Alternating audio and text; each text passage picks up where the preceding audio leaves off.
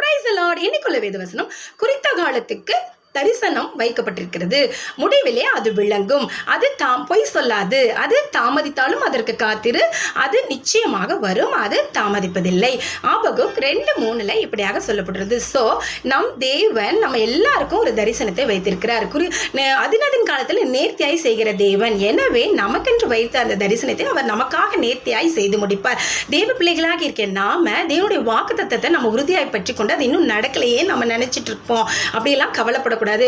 யோசேப்பு பாத்தீங்கன்னா அவருக்கு ஏற்ற ஒரு தரிசனம், அந்த வாக்குத்தத்தம் ஒரு தரிசனம் கண்டாரு, அது நிறைவேறவில்லை. அதற்கு முன்னாடி எவ்வளவோ பாடுகள் கஷ்டங்கள் பட்டாலும் தேவனுக்கு உண்மையாய் காணப்பட்டார். எனவே ஒரு நாள் ஆண்டவர் அந்த தரிசனத்தை நிறைவேற்றினார், அவரை உயர்த்தினார். அதே போலதான் நாமும் நமக்கு கொடுக்கப்பட்ட அந்த வாக்குத்தத்தத்தை நம்ம உறுதியாய் பற்றி கொள்ள வேண்டும். அப்பொழுது தேவன் நம்மையும் உயர்த்த வல்லவராய் இருக்கிறார். தேவனை நம்ப வேண்டும், நாம் விசுவாசிக்க வேண்டும், நம்மை அவர் உயர்த்துவார். அது தாமதிப்பதில்லை, அது